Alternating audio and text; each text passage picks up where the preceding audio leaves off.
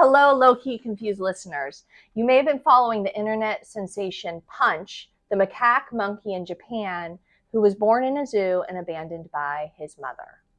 But what is the role of mothers in the life of a macaque and in primates in general? And what is the impact of this sort of maternal abandonment? And what could it tell us about human behavior? Today, we are joined by anthropology professor Nguyen, who is a professor who looks at primate behavior, social behavior, ecology, who's going to help us make it make sense. Thanks so much for being here. Thank you for having me. So let's start by talking about how rare or normal maternal abandonment is in primate societies. Okay, so motherhood and infancy are two of the most important life stages for any mammal, including Japanese macaques. And the idea that any mother, including a Japanese macaque mom, would abandon an infant sounds really unnatural to us. And that's because we primate mothers invest a lot in each offspring we produce. Mm-hmm. So each offspring, so female primates produce a few large eggs, and compared to our male counterparts, we carry them. Once they become fertilized, we internally gestate for many months, and then after birth, we nurse these infants, and we are often their primary social contacts. We carry them around, we provide social support when they are in distress. And the idea that all this investment would be sort of just thrown away seems really unnatural to us.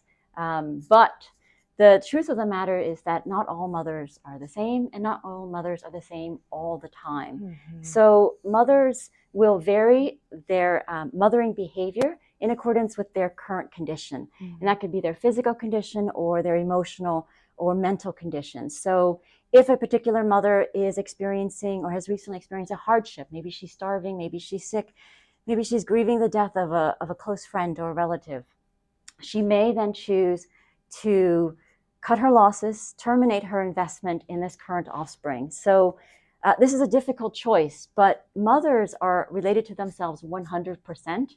And they're related to this current offspring 50%, and all subsequent offsprings by 50%. So they can choose to terminate investment in this offspring because things are just not looking very sweet right now. And what happens then is that they are trying to survive, get over this particular hardship, survive to tomorrow, to the next perhaps reproductive event. Maybe if they're in a better condition in the next few months or the next year, maybe they can try again to reproduce. And again, because they're equally related to all subsequent offspring that they will produce in a lifetime. Mm-hmm. So when I first started studying baboon mothers and infants in Kenya, I totally expected to see maternal rejection in the wild because I'd read about it in the literature.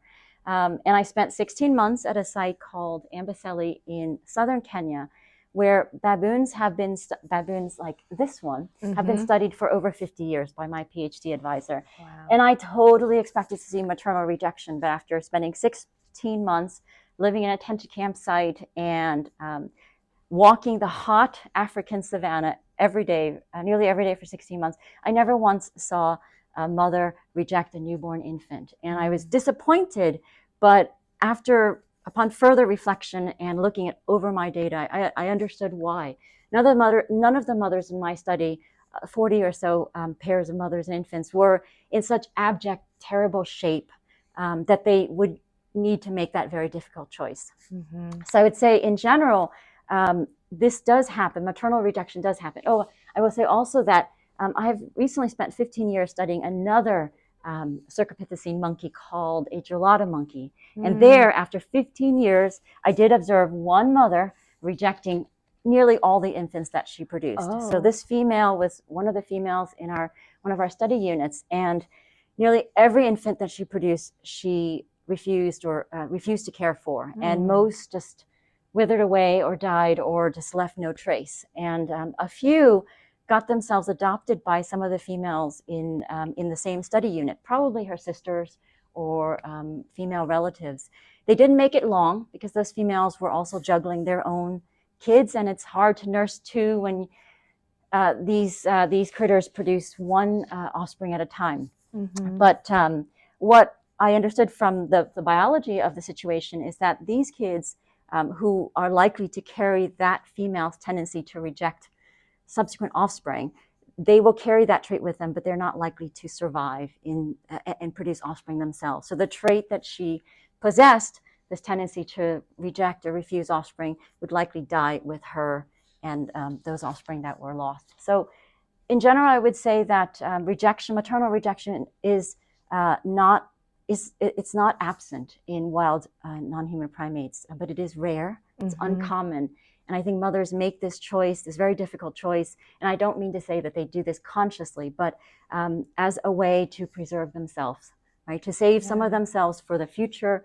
Because let's say you take in 1,000 units of energy and you have 900 units of energy, 90% that go to your own self-preservation. You have some energy left over for offspring or for reproduction. But if you don't have that spare extra bit of padding, then you don't have that to invest in offspring, and you really just need to survive. And so if we see these situations in wild settings, I think in captive settings, we sort of need to understand the sort of full context. And again, maternal physical and mental health play a big role in their mothering style. So, in the case you just told us about, the one maternal rejection you did see in the wild, were you able to come up with a theory about why she did that? I would imagine it'd be so hard, particularly if it's not based on the physical environment. Right. We never understood why Hester made the choices that she did, and she continued to produce offspring. So we never understood, because physically she was in no different condition, at least from the outside that we could see, and she didn't behave in any noticeably different way than the other females in the same unit with her. So we never understood. But this kind of stuff happens all the time when you carry out field studies, observational studies, where you have a rare observation and you really, really want to know why it's occurring. But because it's a small sample size, all you can do is sort of create sort of just so stories to sort of explain what you might be seeing. But it just could be just a personality quirk, right? We're all individuals, we're all just different. And this was just something that she did, and we could never really understand why she made these choices. So was there any sort of social, did she face any social stigma for that? Like, was there any feedback around her from her peers? She wasn't a socially isolated female. She wasn't socially peripheral. She had grooming partners. She groomed with males and females. So as far as we could tell, she was no different. And we really tried to understand what made her so different and unique. Again, after 15 years of studying wild gelato monkeys, my first time, it was very exciting, but so also disappointing to see for the infants that were born, because she's carrying them around for 6 months, right? So pregnancy lasts 6 months in both gelatos and baboons. And so that's a really long time to invest. And again, females are investing very heavily. So she, and it could be things that we cannot measure because we're not able to touch them. It could be that nursing was very painful for her. It could be things that we cannot measure. And maybe her milk was not of normal quality. And again, if it's the case, it's a very rare thing. And she just became frustrated perhaps and stopped carrying these infants around. But at the same time, we do have other examples from our population of females carrying around dead carcasses of dead infants for months, more than a month after the infants are dead. So they've become mummified and moms are still carrying them around. So there's, there are many ends of the spectrum, and not all females carried mummified carcasses of their infants around, but we see that maternal attachment is very strong, but it varies, and there's a lot of individual variation in how mothers care for infants, and then also in their degree of attachment, in the things that we can measure. We can't know how they feel in their hearts, but we can see behaviorally how they respond and how they treat their offspring. So those are the things we can quantify and measure and attach to individuals and say, Hester, for example, was a female who routinely refused her infant, but we don't know if there were reasons that we could not measure that were underlying her particular behavior. So let's start talking about the impact of infants if they are maternally rejected. What is that impact? Okay, so maternal bonding is extremely, extremely important for non-human primates as well as humans, because in most species of non-human primates, Mothers are the primary source of nutrition, transportation, so they carry the kids around until they're able to be independently mobile. And mothers are also their primary source of social support. So if you get into a squabble with someone, your mom is the first one to come and support you, and you rely on her for all these services. An infant born in the wild cannot survive infancy if its mother is absent, either dies before it's weaned from mother's milk, or if she simply refuses to care for you. So an infant's first social attachment is to its mom. And there was a researcher by the name of Harry Harlow who was active in the 1950s and 1960s. And he carried out a bunch of experiments using rhesus macaque infants in a laboratory at the University of Wisconsin to really demonstrate the strength of attachment that infants feel for moms. And I think this touches on some of the things that we are seeing in this Japanese macaque punch who has gone viral. So Harry Harlow did the work that he did. It would be today considered highly unethical to take infants away from their moms and raise them in total isolation like he was doing today. But at the time, people didn't know how to measure love, and they didn't really understand how diseases spread. And so up until the mid-1900s, doctors and psychologists were advising parents with newborns, human parents, to not kiss or hug their human infants too much because they didn't understand how diseases spread. And they thought incorrectly that maternal contact would make infants sick. So parents were advised, and this was particularly popular in the United States, were advised to keep their distance, keep at bay from infants. And so in some infants who were in orphanages at the time simply withered and died from a lack of human contact and love. And again, this was done, and I don't know how many parents followed the advice of these doctors and psychologists to keep their hands off of their babies. But Harry Harlow came on the scene at a time when this was all the rage, this sort of keeping your distance from your babies. And so he wanted to understand the attachment that infants and mothers feel towards one another. And so he took baby Japanese macaques away from their moms in the lab, thousands upon thousands of them. And he offered the babies two options. One was a wire mother with a bottle of milk, with a nipple attached. And the other one was a wired mother with a terry cloth that covered the mother. And he wanted to know which mother they preferred, which one did they spend most of their time on. And as you can see, so he found that most infants spent most of their time on the terry cloth mother.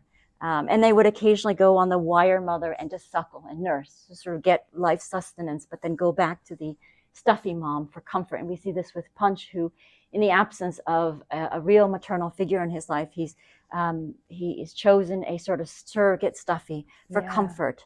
Harry Harlow also did a couple of other experiments where he made a contraption to scare these monkeys, these babies, and to see who they would run to for comfort. And naturally, they ran to the warm, cuddly mom, and from her, so they were terrified at first, this monster that he created to scare them. They were terrified, and then from the safety of this soft, cuddly mom, they would then bark or vocalize to threaten the monster. So they gained confidence from their mother. But so that's the story that I teach all my students. But of course, growing up in isolation like this does not make a normal, fully grown adult rhesus macaque. So these individuals, as adults, were not able to properly communicate with other members of their society. They didn't know how to interact with other members of their society. And we understand this now much better. But what we learned at the time of Harlow's work, again, given the context and the climate that he was carrying out these experiments, was the critical importance of touch and contact. Because at the time it was believed that infants were attached to whatever fed them, and if not whatever held or comforted or loved them. And that's what he's trying to simulate with those two options, one that feeds and one that comforts. Right. Okay. And this was just a measure of from the infant's perspective, which one would they choose? Yeah. Right? Because here the mothers don't choose. It's the infants who get to choose. And they chose the warm, cuddly mom. Yeah. And so that I think it touches. So Harlow carried out these experiments, and what he revealed led psychologists and doctors at the time to begin to advocate for more physical contact between moms and infants immediately upon from birth. And so these experiments, while they are highly sort of suspect, they would be considered highly unethical to carry out now, because you are raising a whole generation of rhesus macaques that are essentially severely damaged adults. Yeah. So they were highly ethical. They would be considered unethical experiments to carry out today, but they did lead to improvements in the way that American parents were at least encouraged to care for their infants, to carry them from birth, to nurse them instead of bottle feed them, and to sleep in the same rooms with them or in the same beds with them. So all these child rearing practices that we take for granted today, they make sense to us today. Right. They all came out of this work that Harry Harlow did in the 40s, 50s, and 60s to try to address this issue of what is love, what is attachment, how do we measure it, how do we know its long-lasting impacts, and what does it do for individuals that are denied it. So, I share that story only because there's so many historical layers to the work that was done, but also sort of important ramifications of behavioral studies of non-human primates that led to improvements in the lives of humans as well. So yeah, and I want to talk about that more too. I do want to throw out other things that might happen that came up from the example of what you saw happen with Gillette. Is that her name? Harriet. Who did you? Hester the Gillette. Hester the gelato monkey. The gelato. Okay, Hester the gelato. So I want to isolate kind of a mother's affection, a biological mother's affection, to other forms of support an abandoned macaque or another abandoned primate might get. So how important, in the example you gave of Hester, her abandoned offsprings, they go to find support with other members of the primate society. Does that work? Because I think one of the things that people are talking about with Punch is them trying to get other macaques to take him on, right? Right. So most wild infants do not survive infancy because they're nutritionally dependent on mom. Okay, so it's a nutrition aspect. Yes. There. So in the case of captive animals, they can be hand reared, it's called, or bottle fed, basically by a zookeeper. And so nutritionally, they should be okay in captive settings, but it's the emotional and social contact that they lack. Mm-hmm. And so they are experiencing an early life adversity in not having their mother. And so there will be probably behavioral remedies that will need to be taken throughout Punch's life, because he's likely to be a member of this Japanese macaque colony for some time to come. And they need to ensure that he's healthy and normal and doesn't grow up to be a big bully or abusive with his own adult friends and kids. But in the wild, if you are abandoned by a mother, you will before you are weaned from mother's milk, you will die. Mm-hmm. And in the case of Hester, she had a number of infants. One I can remember in particular, who was briefly adopted by another adult female who belonged in the same social group as herself.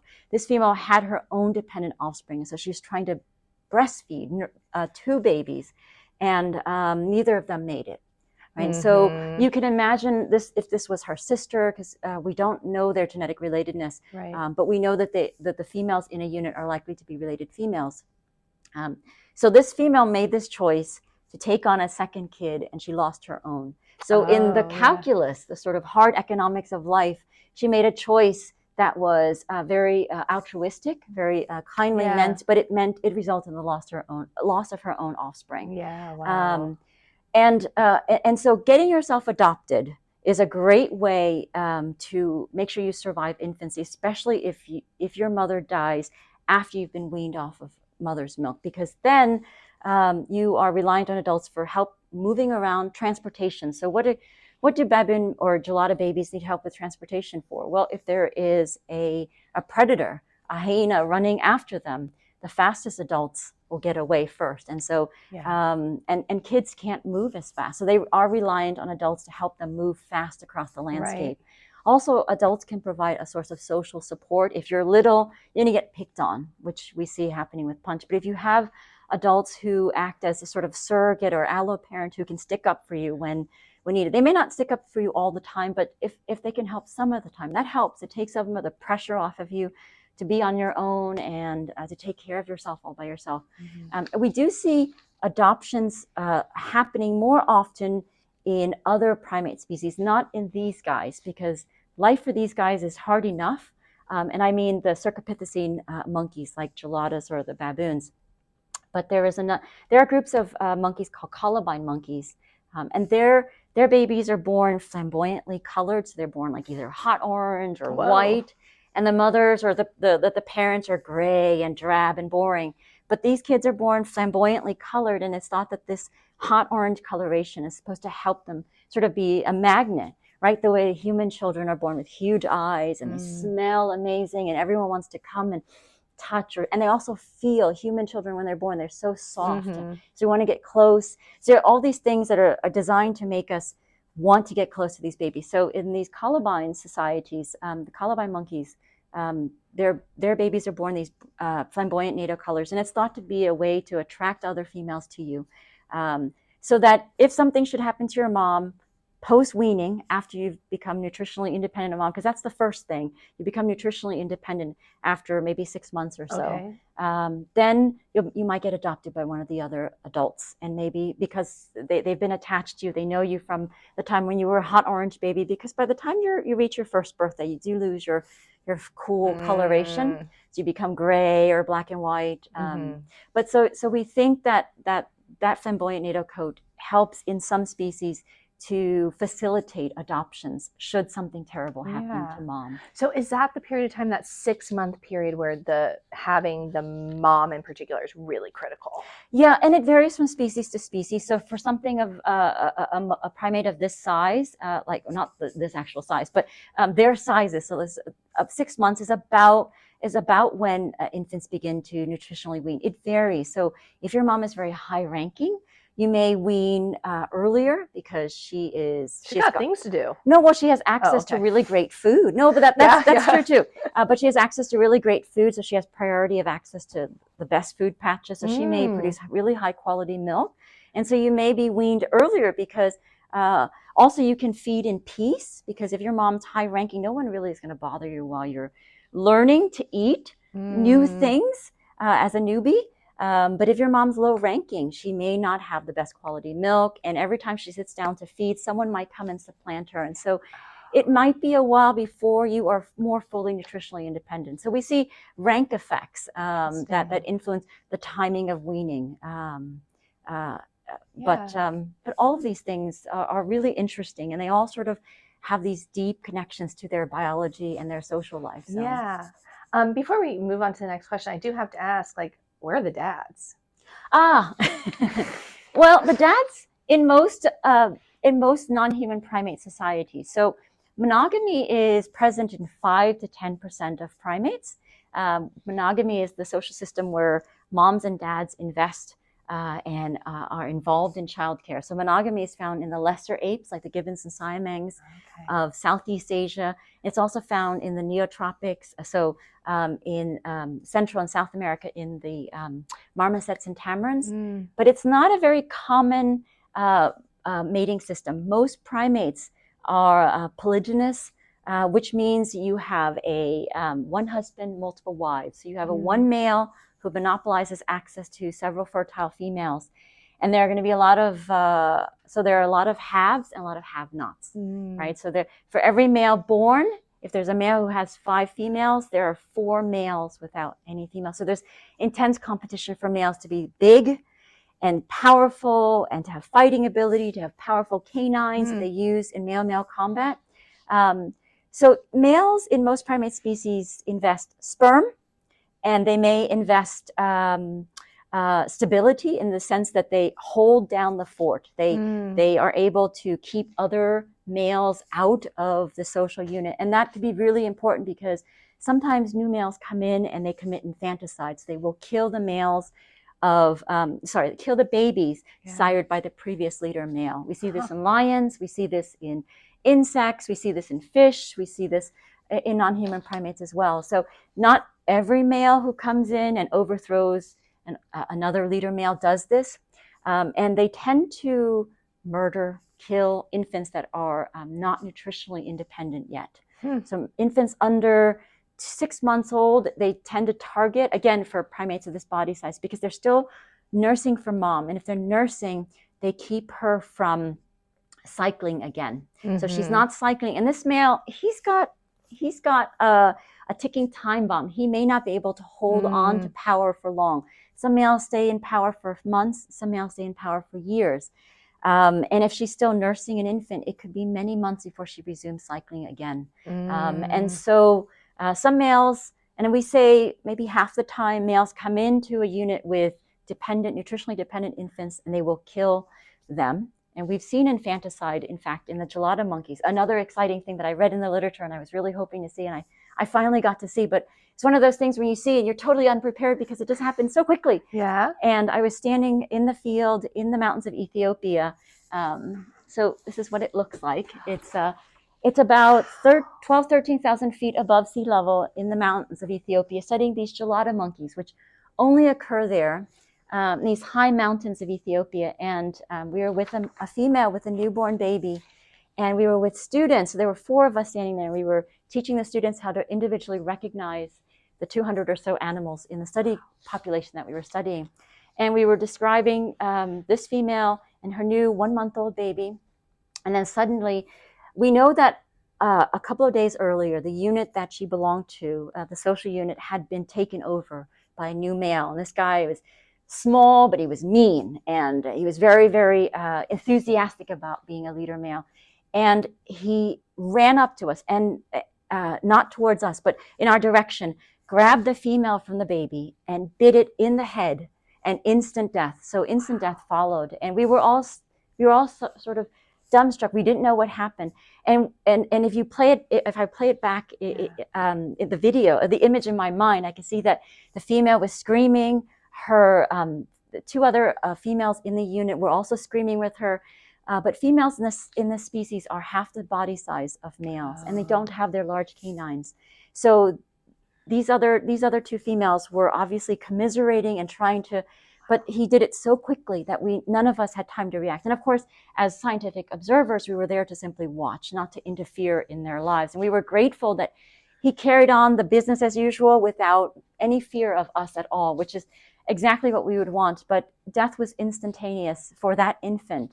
And what was really interesting was and I would say that, so this tendency for males to engage in what we call infanticide has been very widely reported, especially in societies where you have one breeding male and multiple breeding females, because again, all those have not males roaming around, biding their time. Some males live their whole lives and never produce an offspring. And so the pressure is on for them to grow big, powerful, to have fighting ability, to have stamina, and to not get sick, not get injured, so they can take over a unit of females and sire offspring with them. But what was really interesting was that another female in the unit, so the female who was targeted was named Barbie, another female in the unit named Bimbo. This was the B females. She also had a nutritionally dependent offspring, a little older, maybe 2 or 3 months old. But what we noticed was that she started rejecting that infant during daylight hours. She pretended, and again, I don't mean to anthropomorphize, but she basically kept her distance for this infant, and you can hear it screaming, milk, milk, milk, in baboon, in gelada language. It was screaming for mom, and she just ignored it, pretending, I don't know who that kid is. Yeah. But it survived, and we know the only way it survived was that she nursed it at night when no one was watching. But during the day, she began to solicit copulations from the new adult male in the group. And I don't mean to imply that any of this was done consciously, but that female's kid survived infancy.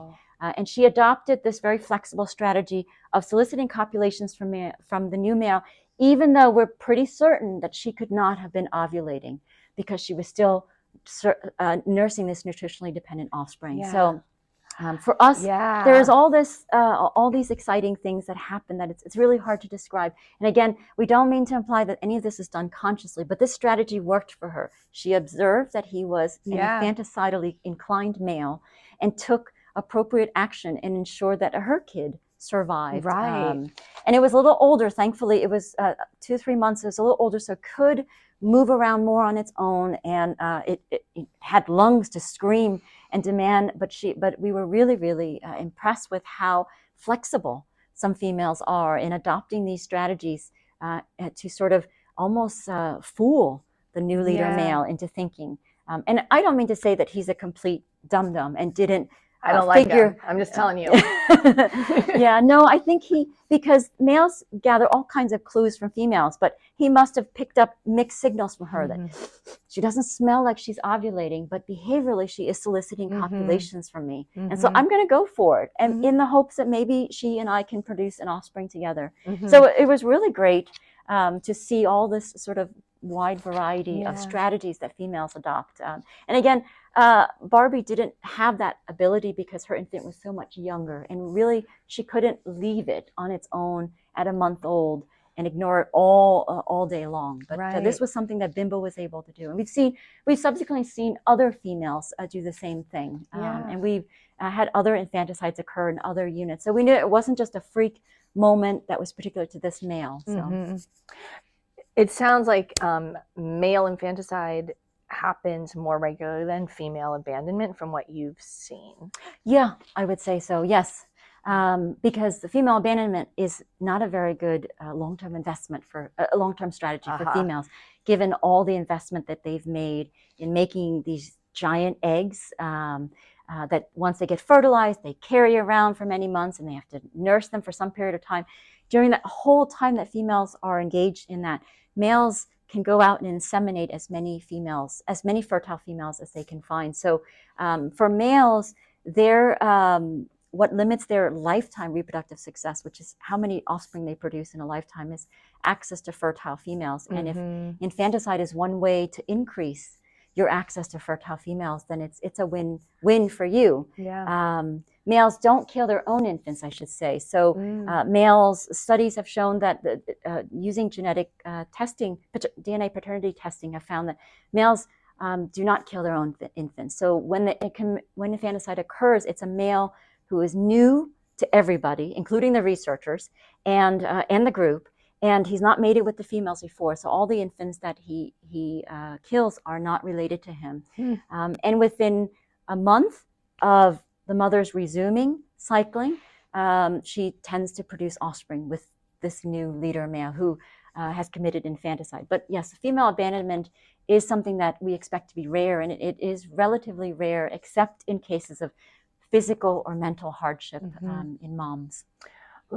We've spent a lot of time talking about your observations in the wild. Let's move to a zoo setting. Okay. And how these areas of zoos, of domestication, might change some of the features you see in the wild. Right. So accredited zoos like the Los Angeles Zoo or the San Diego Zoo, so those zoos that have received accreditation do the best they can to replicate naturalistic physical and social environments for the animals, but they are limited by time and space and resources. And so they do the best they can, but zoo animals live in social settings that are constructed by the network of zoos across the world to try to prevent inbreeding, so that daughters, or once they reach maturity, are moved out of units if their fathers are still reproductively active. So there's a lot of management that happens, and this management obviously is absent in wild settings. Also in wild settings, many of the animals are related to each other, especially in, say, something like a Japanese macaque setting. So they would be related to each other. They would go back maybe many matrilines ago. So there is that connection, and some of these things are either absent or not as strong in captive settings, given, again, limitations. Also, there's the physical space and the naturalistic vegetation that can grow. So animals in zoo settings, so wild animals like geladas and baboons spend 75% of their day making a living. That's finding enough food to eat and avoiding being eaten, and that means moving around over a huge area and finding food. If that part of your day is essentially taken care of because you are being provisioned in captive settings, then you have a lot of time to fill And you can use that time in many different ways. Some of it is to make each other miserable because you are confined. And again, I think zoos are wonderful in being a place where animals that are captively housed can be like ambassadors. Mm-hmm. You and I, many of us will not be able to see a live orangutan in the wild. It takes a lot of effort, a lot of finances to find them and to see them.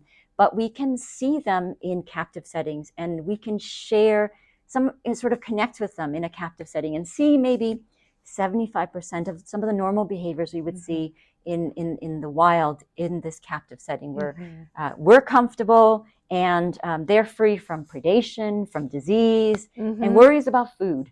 But because a lot of those things have been taken care of for them, their behaviors may not be entirely what we would call normal. Again, because of the physical and social, the artificialness of their physical and social environments. But some zoos do a much better job than others. So some of the well-funded zoos, like San Diego Zoo, do a really good job of recreating these physical spaces that have natural vegetation. Of course, they're limited because they're in San Diego. So they're not going to be able to grow, say, all the different types of bamboo that the giant panda eats when it lives in the forest in China.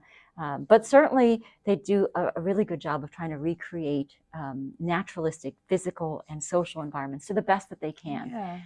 But zoo animals are also not officially, if you see a zoo animal in a particular zoo, it may not be owned by them. So they may have to give up an animal that is actually owned by another zoo that is needed for breeding purposes elsewhere. So zoo animals are moved around a lot also, and that can create social instability. If you've become really good friends with someone and one day they're moved for breeding or other purposes, it can be really, really tough on zoo animals. And so for the public, though, like I said, zoos provide a really great place to see wild animals in captive settings that we would not normally get to see. So, and taking some of what you said before, it seems like maternal rejection that would happen in a zoo setting wouldn't be for the fears of one's physical survival. It'd be more for the personality reasons, mental hardship, right? We would presume that she that a mother who chooses, but we don't know what she's experienced. That this mother that rejected or refused to look after Punch, we don't know what she's experienced in terms of childhood trauma. If she's witnessed, so we carry all this stuff with us as we parent, as we come of age and make adult choices. So we don't know what she's experienced. So physically, she may look to be in fine health to us, but we don't know the baggage that she carries with her. She might have witnessed things in her upbringing that might have been traumatic for her. The loss of one's mom or separation from one's mom before one is ready is one of those early early adversities that individuals face, that they carry with them into their adult life, and that could impact or shorten their life or have adverse health consequences. So, and it could be, as we assume, it could be a case of mental health or mental well-being. Her mental health or well-being may just not be at a place where she's ready to care for someone else in addition to herself. But again, we don't want to. I'm not a psychologist. I'm not her psychologist. I don't know. I don't know what's going on in her head. But one sort of can look at this and say that so maternal rejection is more commonly seen in captive animals than it is in wild animals. Oh, okay. So I would say the literature I read on baboons, as I was a PhD student preparing to go and observe wild animals, did report rejection behavior. But when I returned from my PhD studies, I realized a lot of that literature that talked about rejection was carried out in captive animals, where it is more common to see rejection than it is in wild settings. And again, there's a lot of stuff going on in captive settings, and those folks that work in the captive world, of course, do their very best for the animals under their care, but they're not going to be able to replicate a 28-kilometer home range or all the things that the wild offers these animals. So, What are some of the things that we can learn about human behavior from studying primates?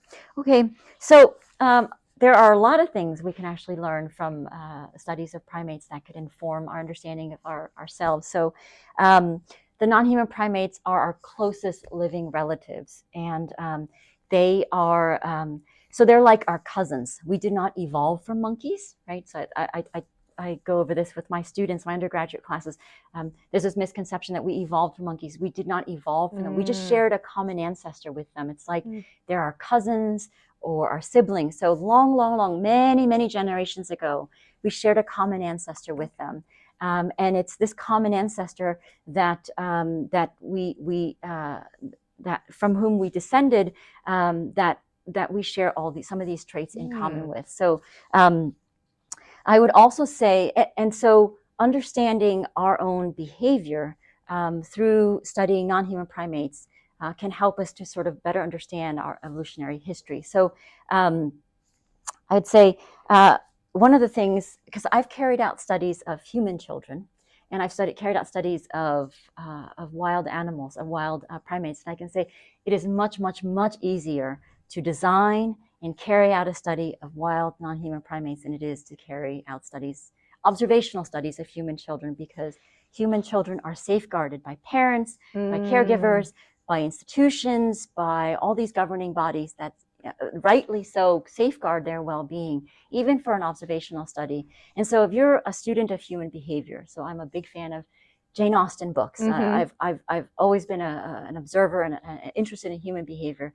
But if you're interested in human behavior, you can't do any better than studying wild non-human primates, because they, not only because of the logistical reasons, but once you've gained their trust, you can, meaning that they are not afraid of you, and they can continue to live their lives with you around as these sort of slowly moving, non-interactive entities in their world, then you can observe all kinds of wonderful things and see connections between what you're observing among them. So one of the things that we share in common with non-human primates is their long period of dependency. So they have a really long infant stage and then a really long juvenile stage. And we share that in common with them, during which time human kids and non-human primate immatures are learning how to be an adult, right? And it's a really long period they have.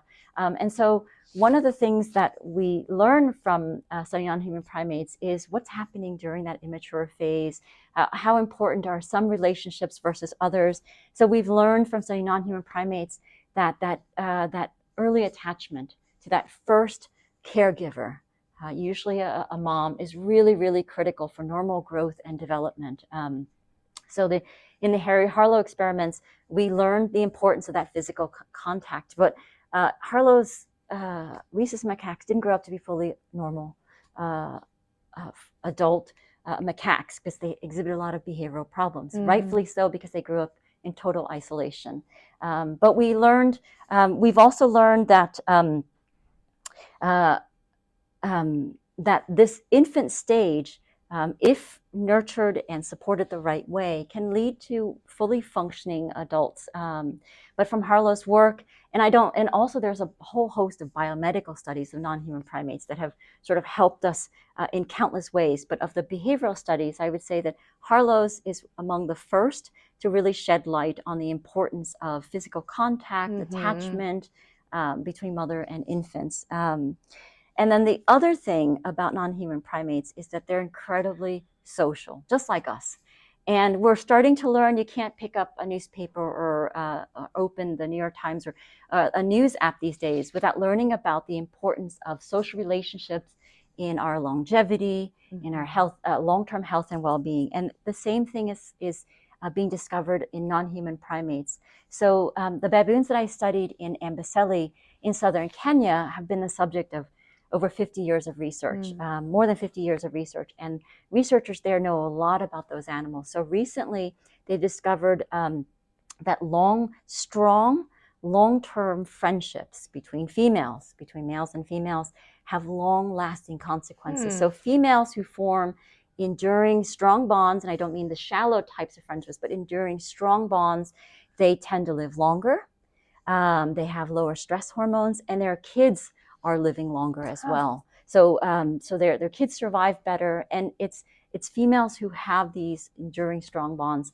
Also, individuals who've experienced early childhood trauma, like the loss of your mom, or being born during a drought. All of these things can shorten your lifespan in baboons, and presumably humans as well. But again, animals like primates are great model systems for understanding these similar phenomena in humans. But so studies that are starting to look at early life adversity and their long-term impacts on health and well-being are finding that friendships, strong, enduring friendships in adult life, can actually ameliorate, can actually reduce some of the early life adversity that you experience for both males and females. Wow. And so these are things that are emerging from these observational studies of wild animals that are giving us insights into humanity in general. And so I guess the final thing I wanted to mention was that because of our shared evolutionary history, non-human primates can give us an insight into how our earliest ancestors might have lived. Those guys are long gone. There were once many hominin species walking the earth, but today there's only one. We are alone, and we have no one else to tell us how our earliest ancestors might have lived. And they're not, non-human primates are not sort of fossils walking around the earth, but presumably our earliest ancestors would have bore more of a resemblance to them. So we last shared a common ancestor with chimpanzees and bonobos, with whom we share 98% of our genome. We last shared a common ancestor with them about between 5 and 7 million years ago. So that common ancestor, we have some fossil fragments of what they might have looked like, but we have no idea how they behaved, what their lives were like. And so by comparing similarities and differences between ourselves and chimpanzees and bonobos or other non-human primates, we can begin to sort of piece together the story of what those earliest ancestors might have lived like, based on the remains that they have left behind for us to sort of, it's like having a 10,000 piece puzzle and only discovering 5 pieces and trying to piece the story of how they might have lived together based on that. But thankfully, we do have these non-human primates walking around, sharing the earth with us, that can give us some insights into that. So through observations of how they live their lives. So thank you. Tell us a bit about you as a researcher, you as a teacher. How did you become interested in this? What are you mostly studying these days? Okay, so I actually fell into primatology or biological anthropology totally by accident. So I grew up in New York City, and in the summers, my friends went to summer camp in upstate New York, or they went traveling around Europe, and we didn't have a lot of money. So I spent my summers at the local public library. So my mom and I immigrated to the U.S. From Vietnam after the war, after a stint at a refugee camp in Indonesia. So, and she worked late, long days. And so I just filled my time with books at the local public library. And in junior high school, I was going through the biographies in our public library. It's the Brooklyn Public Library, a small branch of the Brooklyn Public Library in Brighton Beach. And so I came across a book by a scientist named Diane Fossey. And in this book, she describes her years studying mountain gorillas in the mountains of Rwanda, all by herself, and the challenges that she faced. And this book was subsequently turned into a film called Gorillas in the Mist. Yes. I also read a book by a man named Donna Johansen, and he describes in his book how he helped discover the fossil that is called Lucy. So Lucy was discovered by Johansen's research team and in the 1970s. And she's named after a Beatles song. She's a member of a species of hominin called Australopithecus afarensis that lived over 3 million years ago. But I was fascinated because Johansen is the child of a single mom who cleaned hotel rooms as a kid. And then he grew up to have this, what I thought was completely glamorous life of discovery and adventure in the wilds of Africa. So I stayed in New York City to go to college. I got financial aid to attend Barnard Women's College, which is across the street from Columbia. So that was the only way I could afford to go to college, but it was a great choice because I got to take all these amazing classes, Yeah. not only at Barnard, but at Columbia across the street. In my first year, I took a class um, um, with a professor named Marina Cords. And Marina's been studying blue monkeys, and I don't have a stuffed blue monkey with me, but she's been studying blue monkeys for over 40 years now in a rainforest in Kenya. And I did well enough in her primate behavior class that I was invited to travel with her to Kenya on an NSF grant for undergraduates called Research Experiences for Undergraduates. Wow. And so I was among a group of undergraduates that was able to travel to Kenya with her in 1997 and spent the summer sharing a little hut on the edge of the forest with all these other students. And I got the primate bug. I loved the work that Donna Johansson was doing, him and other paleoanthropologists who are out in Africa digging and hopefully finding a fossilized human remain. But I really liked living animals better. And so I decided I was going to do that for a living, since here was Marina, a college professor, and doing this very thing for a living. So my third year in college, I was able to do study abroad, again through generous financial aid packages. And I spent the whole year, my third year, in Vietnam, the country where I was born. And I was lucky enough to, so I did study abroad, but at learning Vietnamese language and culture. But I was lucky to be part of various surveys for wild primates. A survey is where you go into an area and you count how many animals of the kind you're searching for. So I was part of surveys for wild primates with an NGO called FFI, Fauna and Flora International. They're like WWF. And the surveys were funded by the American Museum of Natural History in New York. So I ended up spending a year in Vietnam, and I did surveys myself for a species of monkey called the Tonkin snub-nosed monkey, which is critically endangered. There are maybe 200 of them left in the wild. And I spent 8 weeks surveying for them, mostly alone in a forest in northern Vietnam, and came across them once, and it was very exciting. And that was my first publication. So I wrote that up my senior year of college. Wow. When I was applying for grad school, and I accepted grad school offer at Princeton because it was only an hour from New York. And so my mother, I could at least assure my mother that I wouldn't be far away. I'd just be nearby in New Jersey. I didn't tell her that I would be spending many years in Africa. But also my PhD supervisor, Jean Altman, is a well-renowned animal behaviorist who's been studying these baboons and amboseli for over 50 years at the time. So anyway, at Princeton, I designed and carried out a study that took me to amboseli, to Kenya, for 16 months, following baboon mothers and infants around. And I found that mothers varied in how attentive, how engaged they were by mothering behavior, just like us all. They vary as individuals.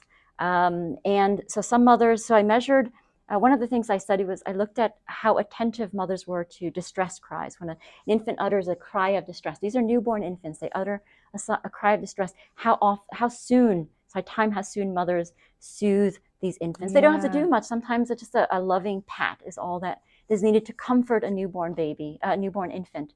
And so I timed that, and I found that mothers varied in how attentive, how responsive they were to infant cries. And it varied depending on hormones.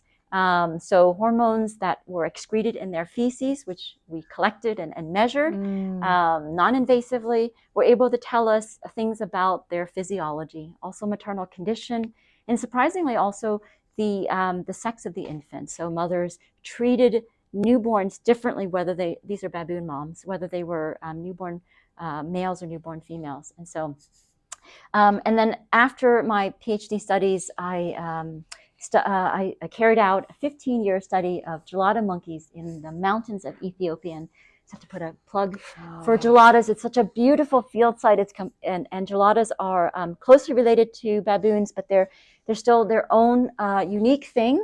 And they only occur in the mountains of Ethiopia. And they usually have this colorful marking on there. They are known as the bleeding heart baboon, even though they're not a baboon, because they have this hourglass-shaped a bare patch of red skin on their chest. And you have to picture this. You see, they're very furry, and so they live in the mountains. So we're talking 12,000 feet above sea level in the mountains of Ethiopia. So the wind and the UV radiation, and we have hailstones, and we have frigid conditions that where this kind of coat is very warm and nurturing. But these bare patches of skin actually are an indicator of health and well-being, because it's very expensive when you're in energetically expensive when you have bare skin in this kind of climate. So animals, so most of the time it can be pale pink or grayish, but for males it's really important to advertise that you're healthy.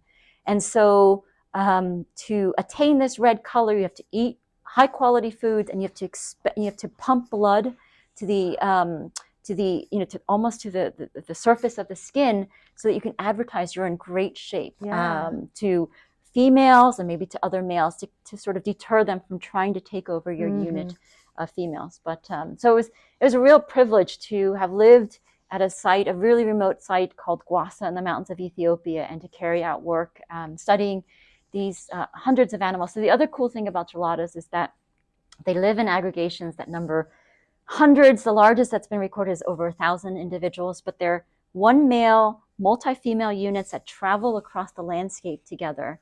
And this is above 10,000 feet above sea level. So you don't have high trees when you go up above 10,000. So most primates rely on trees to avoid predation by leopards or hyenas, but geladas don't have that. So what they do is they sleep on the cliff faces. But hyenas can climb those cliffs too, and so can leopards. But that's how they avoid predation. So the other way is to have lots of eyes and ears on the lookout for predators. And so that's why they move across the landscape in these, almost like an army of geladas. So it's a real privilege to study geladas, especially in Ethiopia, where civil war and conflict had kept the country off limits to biological researchers for several decades. So, and there was a brief 20-year period where wildlife researchers were welcomed again. And now, unfortunately, things are unstable again. So our field project is currently on hiatus. But you are taking students. Sorry. No. I didn't want to, I wanted, because it was so influential to your development as an undergrad, I did want to mention briefly that you're going to Norway with students. Yes. And then finally, I mentioned earlier that I study human infants or human children as well as non-human immatures. And so I'm a former Fulbright scholar to Norway, and during my Fulbright year, I carried out a study comparing the play behavior of Norwegian children attending two different types of preschool. So in Norway, children attending what's called a nature preschool spend all day outdoors in nature year-round, no matter the weather. And then children attending a conventional preschool in Norway, and I should also mention that preschools in Norway are 85% subsidized by the federal government from ages 1 to 6. And then after that, they go into the public school system. And then I compare the play behavior of children attending nature preschools to those attending traditional preschools. In a traditional preschool in Norway, you have to spend 2 to 3 hours each day playing outdoors year-round, no matter the weather, rain, hail, whatever. And so we found really interesting differences in how children play based on their time outdoors in nature. So the nature preschool kids, had less conflict. They exhibited lower, almost half the rate of conflict. And this makes sense because if you think about the artifacts of human material culture that we present to children to play with, so to play a nurse in an indoor or in a traditional preschool setting, you have the 1 or 2 doctor or nurses outfits, and then you have to vie for the possession of these artifacts. But outdoors, all you need are sticks, stones, and some leaves, and everyone can be a doctor. Everyone can be a nurse. And so there's no conflict over toys because there are no toys. We also found that they were more physically active when they played. The nature preschool children were much more physically active because they're climbing trees and they're skiing in this image to get from point A to point B. So this is cross-country skiing, and this is just walking for them.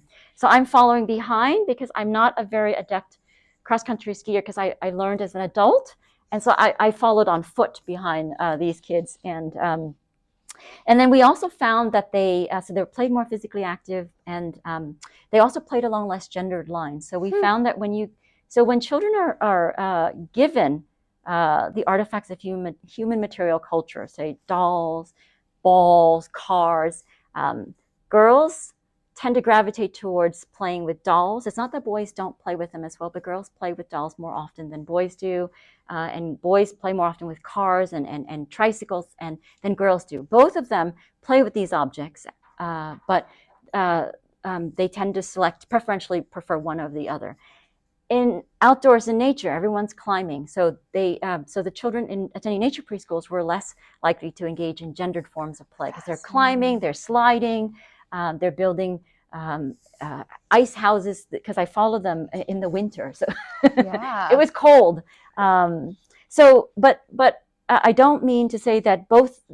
So I want to emphasize that both children spent great times with their peers and with their caretakers. So the children attending the traditional preschools got to engage in more sort of traditional Norwegian traditions, like baking cookies at Christmas, singing Christmas songs, or making arts and crafts. So the children who spent time outdoors were offered these things, but they just chose to just climb trees and play with their friends. Oh, amazing. So, and then also some other things we did. So the children in the traditional preschools had things like sit-down meals. Children outdoors, they sat around a campfire or just in the snow and ate many of the same foods. But the children who were in the traditional preschools sat down at tables at meal times, used cutlery. They also cleaned up. So if you're a parent, you might be wondering, which? I know. But the nature preschool kids, because you don't need to clean up leaves and stones and sticks. You just leave things as they are, and you come back tomorrow. And what was interesting was I learned enough Norwegian to understand what the children were saying. So they played many of the same things, like squirrel mother and father. So let's play squirrel mom and dad. You're squirrel mom, I'm squirrel dad. So they play many of the same things, but they're using different artifacts. And there's also a three-dimensional nature to them being up in the trees, climbing, and engaging in these forms of play. So you're taking students to Norway. They'll get to see Norway through your eyes. That's this summer. Yes. So and then for the next two summers. I will be taking a group of Cal State Fullerton students to Norway for a study abroad program, and I'm really excited to share what I've learned about Norwegian culture and society and Norwegian approaches to life with students. I feel like I've been really fortunate, and I'm really grateful for the opportunities I've had to travel and see the world and learn. I've lived with African pastoralists in Kenya. I've lived with Ethiopian Highlanders.